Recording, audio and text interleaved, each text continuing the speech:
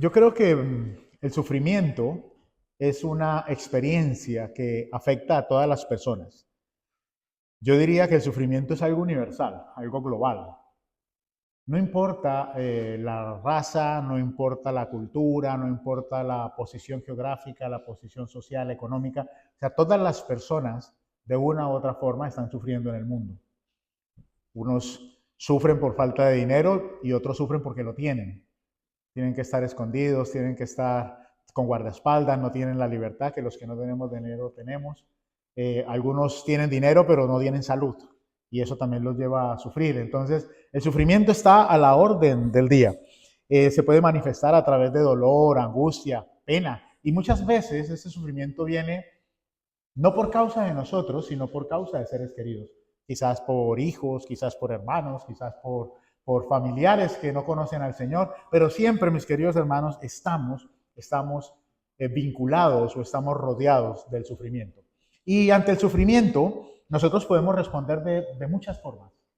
Una de ellas puede ser con el cinismo. Y endurecemos nuestro corazón como un mecanismo de defensa. Y empezamos quizás hasta ponernos en un plan de manifestar las cosas de Dios con orgullo, quizás, ¿sí? Utilizando el cinismo. O quizás podemos utilizar la negación. Y es decir, no, yo realmente estoy bien, aunque estoy mal, ¿sí? Estoy bien, o no, esto que me está pasando no es, como decían, o bueno, decíamos en algún tiempo, mejor no digo que estoy enfermo porque llamo la enfermedad, porque en mis palabras hay poder. Entonces podemos entrar también en negación o en la autocompasión, que es más peligrosa, porque la autocompasión nos lleva a aferrarnos al dolor. Y cogemos el dolor y lo convertimos en un ídolo porque nos convierte en el centro de la situación. Entonces las personas están siempre pendientes de nosotros y cómo estás, y cómo estás, y cómo estás, y no queremos soltar ese dolor porque es lo que nos hace a nosotros el centro de las conversaciones. También podríamos responder con ira o con una tristeza profunda que nos puede llevar quizás a la depresión, o ira que nos puede llevar a la destrucción aún de familias. Todos estos tipos de respuestas son hacia nosotros mismos, pero también son respuestas que nosotros podemos dar por medio del sufrimiento hacia Dios, negando su existencia o negando el propósito que Él tiene con el sufrimiento. Lo que tienen en común todas estas reacciones que yo he mencionado es que en ninguna de ellas encontramos esperanza. En ninguna de ellas. O sea, reaccionamos a la adversidad porque pensamos que el propósito es la adversidad. No pensamos más allá. No pensamos que el Señor tiene un propósito con esa aflicción que estamos pasando, con ese sufrimiento. No pensamos que podemos tener en medio del sufrimiento también la capacidad de ser aumentados en la fe. Y que Dios, a través de la búsqueda continua de Él, nos pueda mostrar cuál es el propósito que Él tiene con el sufrimiento que nosotros estamos padeciendo en ese momento. Por eso vamos a continuar con nuestra serie que titulamos Esperanza en el sufrimiento. Y esta serie está basada en la primera carta del apóstol Pedro. Y hoy vamos a ver el capítulo 1, versículos 3 al 12. La semana pasada ya hablamos de los capítulos 1 y 2. Y vamos a ver tres razones por las cuales, según el apóstol Pedro y según la Escritura, nosotros debemos alabar a Dios en medio del sufrimiento. Y la primera es porque Él nos ha dado una esperanza viva. Acompáñame en su Biblia, versículos 3 al 5. Bendito sea el Dios y Padre de nuestro Señor Jesucristo, quien, según su gran misericordia, nos ha hecho nacer de nuevo a una esperanza viva mediante la resurrección de Jesucristo de entre los muertos, para obtener una herencia incorruptible, inmaculada, que no se marchitará, reservada en los cielos para vosotros, que sois protegidos por el poder de Dios mediante la fe, para la salvación que está preparada para ser revelada en el último tiempo. Y es que lo primero que está haciendo aquí el apóstol Pedro es llevarnos a poner nuestro enfoque en Dios. Quitar el foco de la adversidad, quitar el foco de nuestro sufrimiento y en ese lugar poner a Dios. Y nos dice que Dios debe ser el centro. ¿Por qué? Porque es Dios quien hace la acción. Es Dios quien nos ha hecho nacer de nuevo. Ninguno de nosotros ha nacido de nuevo por sí mismo. Ninguno de nosotros ha nacido de nuevo porque ha querido. Nacemos de nuevo porque Dios así lo ha hecho. Y también que es Dios quien nos protege con su poder. Cuando nosotros somos perseguidos, discriminados por nuestra posición en la que nos encontramos en Dios, por nuestra fe, quizás podemos sentirnos como extraños en este lugar. Yo no sé si a usted le ha pasado, quizás usted puede tener la tentación y decir, o sea, yo creo que he desperdiciado mi vida siguiendo a Cristo. He invertido mi vida mal, realmente el seguir a Cristo no tiene ningún sentido porque la gente no me quiere, la gente me rechaza y lo único que yo he conseguido es no tener amigos, por ejemplo, ¿sí? O tener enemistad con mi familia. Pero la realidad que nosotros enfrentamos, ¿sí? No es mayor que los propósitos en Dios. A veces nuestra adversidad, nuestro sufrimiento, ¿sí? Nos hace pensar que Dios está lejos de nosotros, que está lejos de nosotros y olvidamos esas promesas invisibles que Dios nos ha hecho a través de su palabra. Como no las podemos ver, como no las podemos palpar, entonces centramos y nos enfocamos solamente en el sufrimiento, el cual sí podemos ver, y nos olvidamos de lo que Dios ha prometido para nuestras vidas. En estos versículos, en estos 3 versículos, Pedro le está recordando a los creyentes que nuestra esperanza, mis queridos hermanos, no está aquí en la tierra. Nuestra esperanza está en lo que Cristo hizo en esa cruz. Nuestra esperanza, mis hermanos, está en el cielo. En el cielo. Estamos en un mundo donde todas las personas creen tener la verdad. Usted habla con una persona y esa persona cree estar en lo correcto. Habla con la otra y también cree estar en lo correcto. Y entonces la pregunta es, ¿cómo podemos nosotros vivir en un mundo sin esperanza, donde todo el mundo cree tener la verdad? Y el apóstol Pedro nos está diciendo que nuestra esperanza debe estar afirmada en Cristo y no en lo que las demás personas piensen o las demás personas estén pasando o estén diciendo. Hay una realidad y es que nuestras aflicciones, nuestros sufrimientos son reales. Si usted tiene una enfermedad y le duele, a usted le duele. O sea, no es algo que usted se está inventando. Si usted está pasando por una ruptura sentimental, su corazón está roto y usted tiene un sentimiento por dentro que le está destrozando la vida. O sea, todas esas son realidades, dolores físicos. Pero debemos pensar, a pesar de nuestra situación, como yo le decía ahora a una hermana, que estamos bien. Porque no debemos poner nuestros ojos en esa situación que estamos pasando. Pensemos que hay personas que la están pasando peor que nosotros. Nuestros ojos, mis hermanos, cuando nosotros pensamos en la esperanza que Cristo nos ha dado, podemos decir que estamos bien. Estamos bien, porque sabemos que lo que hay en esta tierra, lo que hay en este tiempo presente, no es todo lo que hay. Estamos bien porque tenemos una esperanza y esa esperanza la vamos a obtener cuando seamos glorificados. Cuando el Señor venga o cuando nosotros estemos en su presencia. Porque entonces Él va a sanar todo lo que esté quebrado, va a restaurar lo que está roto y va a resucitar todo lo que ha sido muerto dentro de nosotros. Esa es nuestra esperanza, hermano. ¿Y cómo podemos estar seguros nosotros de que eso va a pasar? Es la pregunta que podríamos hacernos. Y Dios a través de Pedro nos está dando la respuesta. Hermanos, Dios, nos hizo nacer de nuevo con un propósito. Usted y yo, mis queridos hermanos, caminábamos de espaldas a Dios. Caminábamos de espaldas a Dios y estábamos felices. Estábamos felices, caminando de espalda a Dios y viviendo en el mundo. Pero Dios fijó sus ojos en nosotros. Fijó sus ojos en nosotros y entonces nos incorporó dentro de su familia. Y esa esperanza, mis hermanos, es lo que a nosotros nos permite seguir avanzando. Esa realidad de la cual hablábamos el domingo pasado, esa identidad que nos ha dado Dios a través del sacrificio de Cristo, es la que a nosotros nos permite seguir caminando como hijos de Dios. Nos permite seguir caminando con nuestros ojos puestos en el futuro. Hemos experimentado la misericordia de Dios. Dios nos miró, mis hermanos, nos miró con su misericordia. Usted y yo merecíamos la muerte por la forma como caminábamos. Pero Dios fijó sus ojos en nosotros, tocó nuestra vida. El poder de Dios nos permite a nosotros hoy dejar esa vida atrás y mirarla como algo en el pasado, algo al cual ninguno de nosotros anhelaría o quiere regresar, sino que empezamos a caminar en este nuevo camino que Dios trazó, caminando en esas buenas obras que Él preparó de antemano para que usted y yo camináramos en ellas. Esa es la esperanza, mis hermanos, que nosotros tenemos. Como exiliados en este mundo, usted y yo podemos ser despojados de todo. Podemos ser despojados de la salud, de las cosas materiales. Podemos ser despojados absolutamente de todas las cosas que este mundo tiene o que este mundo nos ofrece. Incluso, mis hermanos, hasta de la libertad física. Podemos ser encarcelados. Pero hay algo, mis hermanos, que no nos van a poder quitar. Y es esa preciosa esperanza y valiosa esperanza que tenemos en Cristo Jesús. Y Pedro utiliza 3 términos negativos para enfatizar que esa esperanza que es valiosa para nosotros no se puede destruir. Y él dice que esa esperanza es incorruptible, a diferencia de todo lo que nosotros vemos y de todo lo que tenemos que se va a deteriorar con los tiempos.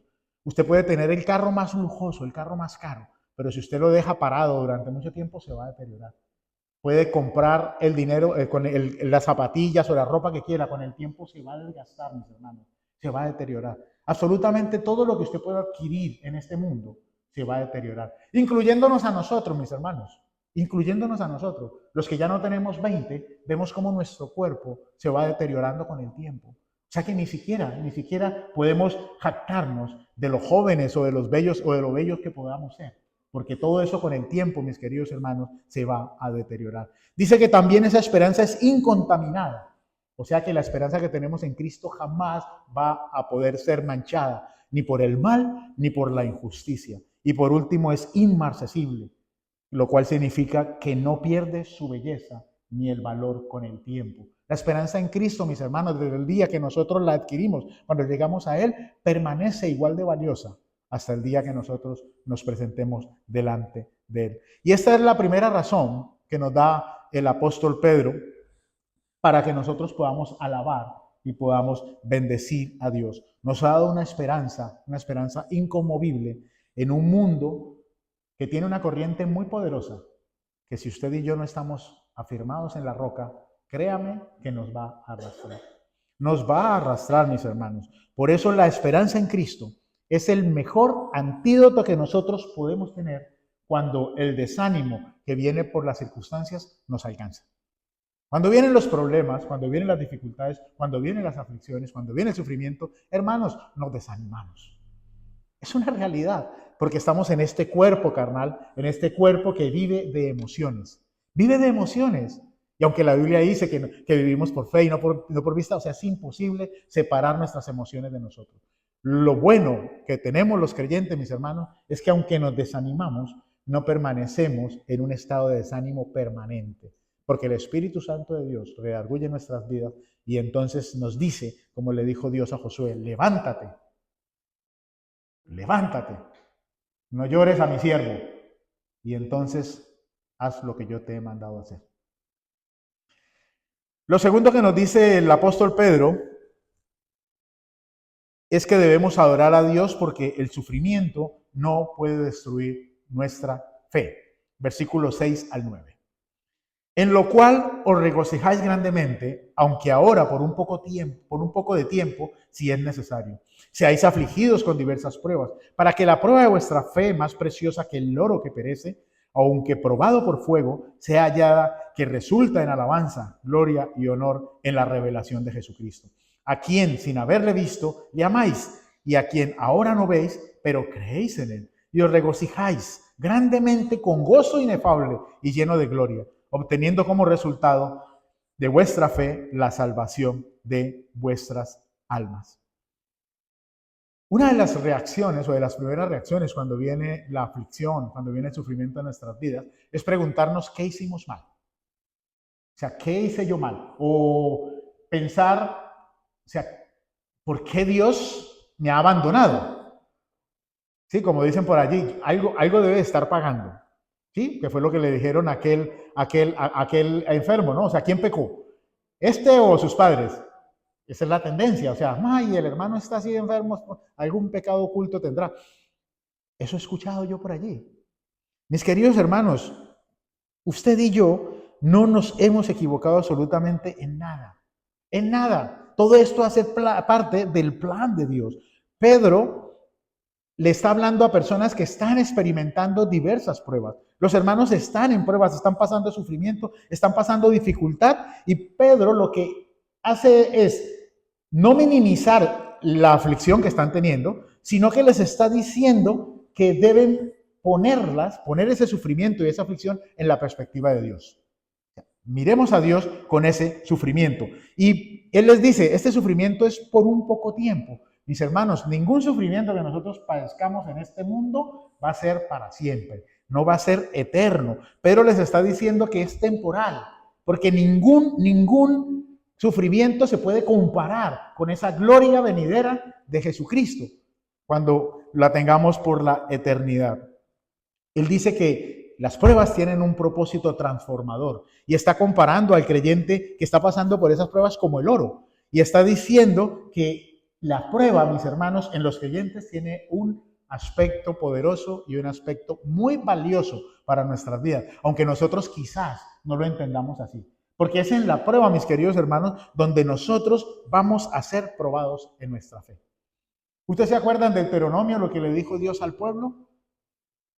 Te hice caminar 40 años por el desierto y te afligí. Fue Dios el que lo afligió, no fue el diablo, fue Dios. Y te hice pasar hambre y te probé para ver lo que había en tu corazón. Mis hermanos, las pruebas tienen un propósito transformador en nuestras vidas. Porque yo les digo, mis hermanos, y siempre lo digo, si no tuviésemos pruebas, si no tuviésemos aflicción, si no tuviésemos ningún tipo de sufrimiento, hermanos, no estaríamos anclados a Dios. Porque cuando estamos pasando por sufrimiento es cuando más oramos. Cuando más oramos, mis hermanos. Y cuando las oraciones salen de lo más profundo de nuestro corazón y salen esos clamores que van acompañados de dolor, tristeza y llanto. De lo contrario, mis hermanos, nuestras oraciones son light, son superficiales. Y siempre pidiendo más cosas y más cosas que podamos atesorar. Pero entonces necesitamos el sufrimiento. Porque cuando el sufrimiento viene, hay dos cosas que surgen a la superficie, salen a flote. Una es que el sufrimiento nos muestra dónde hemos puesto nosotros nuestra confianza, qué es lo que ha ocupado el primer lugar en nuestra vida. Pero lo segundo que hace es que nos damos cuenta a través del sufrimiento que eso en lo que nosotros hemos puesto nuestros ojos y nuestra confianza no nos va a salvar. No nos va a salvar. Nosotros podemos estar sufriendo por nuestra salud y creemos que con salud es que vamos a ser salvados. Mis hermanos, no. Estamos tristes porque lo hemos perdido todo, pero las riquezas no nos van a salvar. Entonces, eso es lo que hace el sufrimiento en nuestras vidas. En medio del sufrimiento, mis hermanos, es donde nosotros nos volvemos vulnerables. Es donde nosotros bajamos la guardia delante de Dios y quitamos esa resistencia que estamos haciendo contra Él. Y entonces usted y yo podemos levantar nuestras manos y decirle, Señor, yo no puedo. Yo solo no puedo. Aquí estoy. Haz lo que quieras. Haz lo que quieras. Pero haz algo, Señor. Fortaléceme, aumenta mi fe, pero haz algo porque yo no puedo. Hermanos, si no llegamos a ese punto del quiebre, de rompimiento de nuestras vidas, hermanos, usted y yo jamás vamos a poder seguir avanzando en el camino del Señor. Porque esa humillación delante de Dios es la que permite que usted y yo, en usted y en mí, haya más de Cristo y menos de nosotros. Porque cuando nosotros nos humillamos delante del Señor, estamos diciendo, Señor, o sea, tú eres el Señor, tú eres el Todopoderoso, yo aquí estoy, o sea, soy un siervo tuyo. En tus manos estoy, Señor. Y lo que tú quieras hacer, yo lo voy a aceptar. Pero ¿cuánto nos cuesta, mis hermanos, aceptar la voluntad del Señor? Cuando llega ese fuego de la aflicción, es cuando nosotros podemos levantar esas alabanzas que le dan gloria y honra a Jesucristo. Es en ese momento de total vulnerabilidad, Pero también es muy importante notar, mis hermanos, que el sufrimiento jamás nos va a destruir. El propósito de las pruebas no es nuestra destrucción. Al contrario, el propósito de las pruebas es transformar nuestras vidas. Porque cuando nosotros pasamos las pruebas, mis hermanos, nosotros maduramos. Nuestra fe es incrementada y nos fortalecemos en Dios. Y cuando viene otra prueba, nosotros decimos, si el Señor me sacó de esta, esto otro es totalmente insignificante para el Señor. Entonces no es para nuestra destrucción, sino que es para fortalecernos, mis hermanos. Por eso el apóstol Pedro dice que la prueba de nuestra fe nos lleva a alabar a Jesucristo. Y continúa diciendo en el versículo 8, a quien sin haberle visto le amáis, y a quien ahora no veis, pero creéis en él, y os regocijáis grandemente con gozo inefable, lleno de gloria. Hermano, ninguno de nosotros ha visto a Jesucristo resucitado, pero aún así creemos en él. Y esa fe y esa esperanza nos llena de gozo. Pero no es un gozo como la felicidad que produce tener una cosa o tener la otra, que es totalmente pasajera, porque cuando ya no lo tenemos se nos va. Ese es el gozo, la alegría que nos da el saber que Cristo está con nosotros, permanece con nosotros todos los días y es el que nos acompaña y nos fortalece en medio del sufrimiento. No es una actitud positiva, mis hermanos, no es una actitud superficial, sino que es una confianza que nos lleva a tener a Cristo como el más valioso tesoro que nosotros podamos tener en nuestro corazón. Cuando Cristo se convierte en el centro de nuestra vida, cuando Cristo se convierte en nuestro tesoro más valioso, no hay absolutamente ninguna aflicción, mis hermanos, que nos pueda mover del lugar donde Él nos ha puesto. El gozo puede tener lágrimas, puede venir con un dolor real producido por el sufrimiento, con nuestras luchas. Pedro, al igual que nosotros, no negamos que el sufrimiento es real, mis hermanos. Hay personas que están sufriendo, pero vuelvo y repito, es temporal. Es temporal, mis hermanos. Es temporal. El gozo de saber que lo que nosotros perdamos en esta vida lo vamos a tener recuperado en el cielo, a nosotros nos debe llenar de alegría, mis hermanos, porque allí va a ser restaurado absolutamente todo. Cuando usted y yo seamos glorificados, allí ya no va a haber dolor, allí no va a haber sufrimiento, allí no va a haber enfermedad, allí no va a haber pecado, todo va a ser felicidad, mis hermanos. Eso nos tiene que llenar de fe y de esperanza, de que ya no vamos a vivir en este mundo caído, sino que vamos a estar en la presencia del Señor adorándolo por la eternidad. Es importante que entendamos, mis hermanos, en esta tarde, que el sufrimiento nos va a refinar y va a fortalecer nuestra fe. Cada día que usted pase por una prueba, su fe va a ser fortalecida. Y esa es la segunda razón por la cual nosotros debemos bendecir al Señor. Las pruebas han sido diseñadas para nuestro bien. Han sido diseñadas para que nosotros podamos ser edificados y para que nosotros podamos madurar en Él. La tercera razón que nos da Pedro para adorar al Señor es porque nos ha privilegiado con su revelación salvadora. Versículos 10 al 12. Acerca de esta salvación, los profetas que profetizaron de la gracia que vendría a vosotros, diligentemente inquirieron e indagaron, procurando saber qué persona o tiempo indicaba el Espíritu de Cristo dentro de ellos. Al predecir los sufrimientos de Cristo y las glorias que seguirían, a ellos les fue revelado que no se servían a sí mismos, sino a vosotros, en estas cosas que ahora os han sido anunciadas mediante los que os predicaron el Evangelio por el Espíritu Santo enviado del cielo. Cosas a las cuales los ángeles anhelan mirar. Y es que en el lugar que nosotros nos encontramos, aunque podemos pensar que somos una minoría como creyentes, quizás en este país, en nuestro barrio, en nuestro colegio, con los vecinos, porque creo que ninguno vive en un barrio de cristianos, ninguno trabaja tampoco en una empresa cristiana. Estamos rodeados de personas que no son creyentes. Y quizás son menores que los que somos creyentes. Y eso a nosotros nos puede dar la sensación de que somos marginados y que nuestra posición en ese lugar no tiene ninguna importancia. Ante ellos nuestra fe puede parecer ridícula. Nuestra fe puede parecer anticuada, irrelevante, sobre todo en este mundo contemporáneo y moderno. Por esa razón, Pedro nos está llevando, mis hermanos, a pensar en el plan redentor de Dios, en nuestra esperanza y cómo nuestro sufrimiento presente está conectado con toda la narrativa bíblica. Desde Génesis hasta Apocalipsis nosotros vemos el sufrimiento, vemos las pruebas y todo tiene un propósito, mis hermanos. Y nosotros hacemos parte de todo eso. Esto ha acontecido mucho antes que de nosotros, miles de años antes de nuestra existencia, porque los profetas del Antiguo Testamento inquirieron e indagaron. Ellos querían saber acerca de esa salvación que iba a venir. Pero después de haber escudriñado las Escrituras y haber intentado entender las profecías, no pudieron entender el valor o el conocimiento de la gracia, ese regalo inmerecido de parte de Dios. Pedro resalta que nosotros tenemos un privilegio, mis hermanos, y es que nosotros tenemos la revelación de la palabra.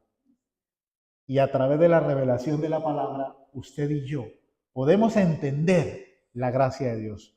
Podemos entender cómo ese Dios poderoso, majestuoso, hermoso, santo, se hizo hombre, se limitó a sí mismo en un cuerpo humano, se despojó de sus privilegios de Dios para venir a morir en una cruz, recibir todo lo que recibió, humillación, castigo físico, sufrimiento, dolor, para luego al tercer día resucitar y darnos a nosotros esa salvación tan grande que no merecemos. Hermanos, ni los ángeles lo entienden. Ellos están allí ante la majestad del Señor, adorando al Señor por la eternidad, y no entienden cómo ese Dios pudo fijar sus ojos en criaturas como nosotros. No lo entienden, pero usted y yo tenemos, mis hermanos, la palabra de Dios. Y esa magnitud de este privilegio a nosotros nos debe asombrar. Cada vez que nosotros leemos la palabra de Dios, cada vez que nosotros somos confrontados con nuestra realidad en Cristo, cada vez que nosotros vemos el sacrificio de Cristo en esa cruz, cada vez que participamos de la cena del Señor, hermanos, nuestra vida, nuestra mente debe asombrarse de cómo ese Dios majestuoso hizo lo que hizo por amor de usted y por amor de mí. Y esta es la tercera razón por la cual nosotros debemos adorar al Señor.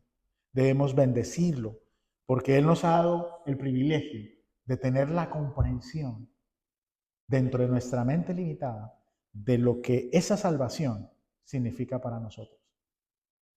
Es un privilegio, mis hermanos, que como dije, ni siquiera a los ángeles ni a los profetas se les fue revelado. Para ellos fueron ocultos, todo oculto.